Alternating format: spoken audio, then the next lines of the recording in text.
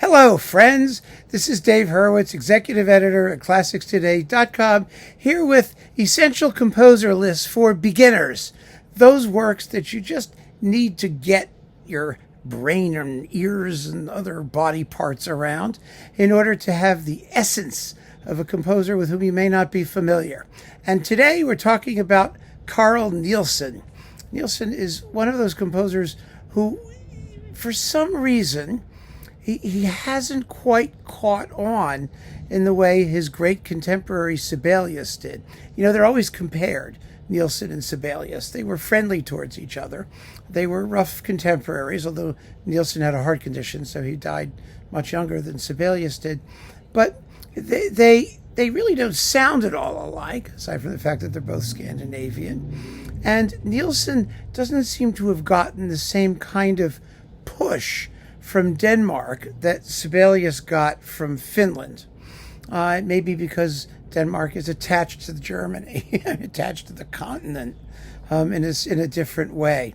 And I mean, I don't know. I don't quite understand it. Nielsen also wrote a lot less music, and he was, his style was very muscular and I think thrilling. I mean, really, really exciting. But it does take a little bit of effort, a little bit of getting used to. And so, let's just talk about the music. And you can listen to it for yourself and see what appeals to you and what doesn't. We're starting with an overture. It's a great way. You want to hear four minutes that encapsulates just about everything you need to know. The overture to Nielsen's opera Maskarade. Maskarade. It's a delightful comic opera, really a brilliant work, fun and effervescent. And this overture really tells you a lot about him. It's extremely energetic. He's a composer who likes to give the violins lots of busy passage work to keep things moving. The tune is in the lower strings, often in the woodwinds, while the violins are going chicka chicka chicka chicka chicka chicka chicka chicka chicka chicka chicka chicka chicka to keep all this energy pulsating throughout the work. It's absolutely dazzling and full of good tunes. It has a curious quality of modernity and old-fashionedness at the same time. Part of it is, the opera itself, which takes place in an earlier period. But there is a sense in all of Nielsen that he's operating very strongly from classical precedents while doing sort of new and interesting things. And that may be one of the reasons why some people have an issue with him, because he lets you think that you know where he's coming from and where it's going, but then he goes in another direction. And that mixture of modern and conventional, if you want to call it that, is really quite special. And you learn to recognize it as a quality, not a deficit. So the Overture to Maskarade is a great place to start. Next, his third symphony. It's subtitled the Sinfonia Espansiva, expansive. And that's another piece. A lot of romantic symphonies and romantic works generally begin with like introductions. So much so that you wonder if they're ever going to get started. Excuse me. Nielsen seldom does that. Nielsen usually plunges you right into the middle of where things are going. And the opening of this symphony is so exciting. It's like it's literally like launching a cannon. It's like pow, pow, pow, pow, pow, pow, pow, pow, pow, ba-da-bum, ba-bum, ba-ba-bum, ba-da-da-da-da, And then it's off to the races. It's very, very exciting. The second movement is a pastoral, which has a gorgeous wordless vocalese from soprano and baritone soloists. Hello, Finster. There we go. Come here. And the scherzo third movement is very interesting. Nielsen did not write sort of folksy, nationalistic, dancey scherzo third movements. They're often very developmental and harmonically really interesting. And this is one of the most characteristic of that type. But the finale is a gorgeous hymn tune. Da da da da, ya da da da da da, ya da da da da, bump ya dum ba da da dum ba da da da da dum bum bum. It's really, really catchy, and it flows like a gigantic river right up to the ending. It's a wonderful work, absolutely beautiful. Next, Saga-Drøm, Dream of a Saga, a gentle tone poem, very dreamy.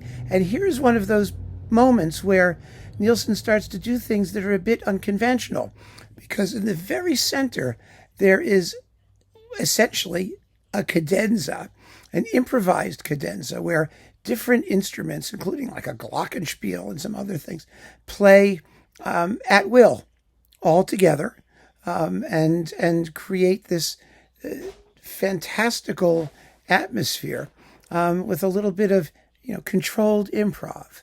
Not something you expect when you hear music from the early 20th century, 1910s, 1920s, and their 1910s.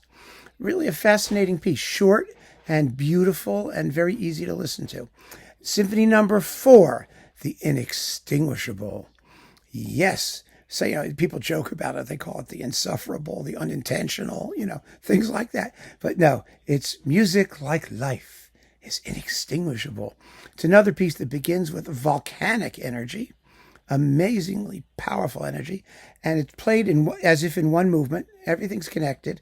And the finale is like incredible. It features two sets of timpani that have a war with each other, that battle it out, and really stunningly and chaotically and powerfully, until finally the music breaks through in the heroic theme, which you first heard in the first movement.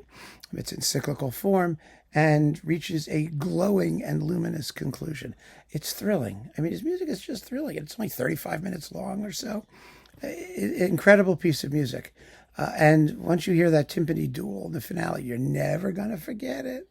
It's quite extraordinary. And also, again, very progressive. It was written around 1914, and it's the kind of piece that, again, it has that wonderful mix of modern and not so much.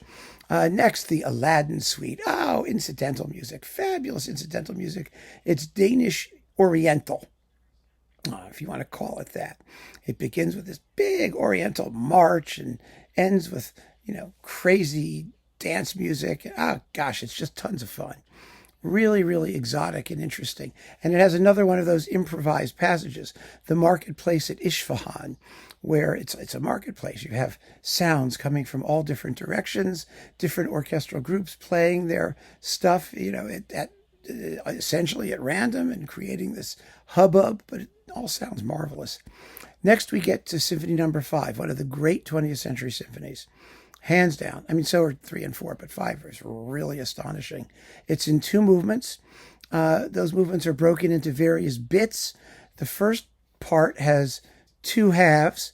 It begins placidly, but the snare drum is the enemy in the first movement. It hammers out this rhythm, and at one point is asked to improvise a cadenza, to play at random, as if to stop the progress of the orchestra, as the orchestra is slowly grinding out this beautiful, slow melody, which actually makes it over the hump, but barely, because the snare drum is not quite vanquished.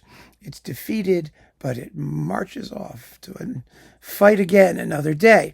The second movement is an exciting allegro with 2 fugues in the middle as sort of developments, one quick, one slow, and the slow one basically works its way back to the opening and so on to the glorious conclusion.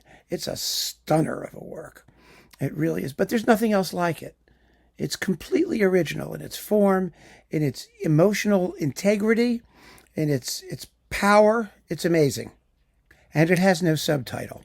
And then finally, Nielsen wrote a lot of chamber music. He wrote very little keyboard music, though some of it, what he did write is actually marvelous. But he was a string player. And like all great string players, his orchestral music is wonderful because he drives the string players crazy and gives most of his great stuff to the woodwinds. And one of the things he wrote was a wind quintet, a fabulous, wonderful wind quintet that's one of the glories of the wind chamber music repertoire. And if you've digested everything else on this list, then you're probably ready to try that as well. and to give it a shot. So give the Wind Quintet a listen. If you like woodwinds, that's flute, oboe, clarinet, bassoon, and horn. Those are the 5 winds. You're going to love his Wind Quintet. It's just a major, major masterpiece. So there you have it. That's the list to get yourself going in Carl Nielsen stuff. Have a good time with it. Take your time with it and get to know him, because it's extremely rewarding music. You're going to be very, very happy that you make the effort. Keep on listening, friends. Thanks for joining me. Take care.